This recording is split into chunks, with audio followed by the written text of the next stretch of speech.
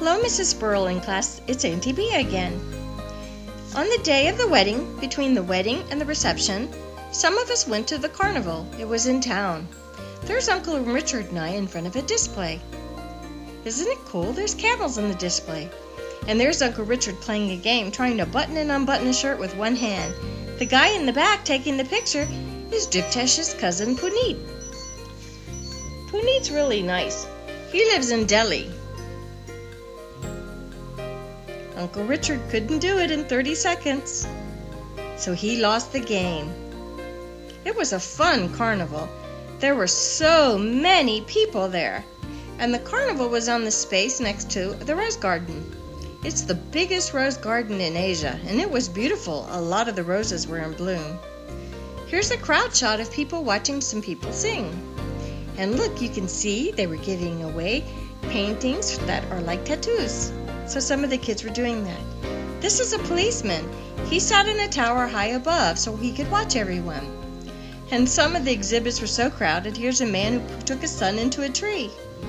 And there's Richard and Jivtesh walking down the street. They even have a display set up of what a village used to look like in India, back a long time ago. It was a lot of fun.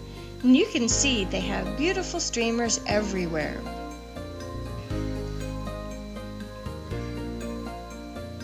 Here's some policemen that were going through, and I thought these were just beautiful women, so I took their picture. And look at the kites. Everyone's preparing. There's going to be a kite festival here in a couple weeks. And yes, there are camel rides too. I didn't ride one there, but I'm supposed to ride one soon. Afterwards, we stopped at McDonald's for dinner. The next day, we went to a wonderful restaurant called Barbecue Nation for lunch. It was a kebab restaurant, so they cooked kebabs on the grills in front of us.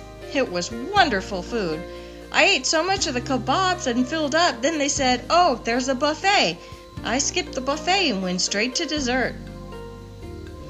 And then, later that day, we welcomed Kuldeep and his new bride Chetna to their home.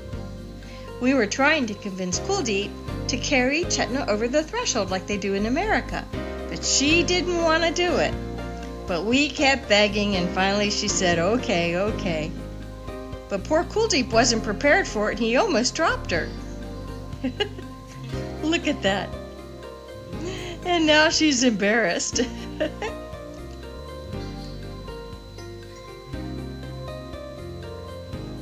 As a surprise, Jivtesh and his mom had arranged to hang lights all over the outside of the house and to decorate the walls with beautiful, brightly colored garlands and ornaments. They were quite surprised on their welcome home. Jivtesh even bought them a place setting and had the table set. And there's a cake they got. What's written on the cake is in Punjabi, but it means little pigeons. They were just being a little silly about the newly married pigeons. And if you remember from our first day in India, custom here says they feed each other cake. So there they're feeding each other cake. And now what you don't see is everyone else in the room feeds them cake, which includes Jivtesh, Tina, Rubal, Ashwani, Uncle Richard, and then later me. Oh look, there's Uncle Richard feeding Chetna. And there's me feeding Chetna. I tried to smear the chocolate cake all over Kuldeep, but he was too smart and he outsmarted me. Then we gave them gifts. They got Chetna a remote control, and they got Kuldeep a tea set. I think they got the packages backwards.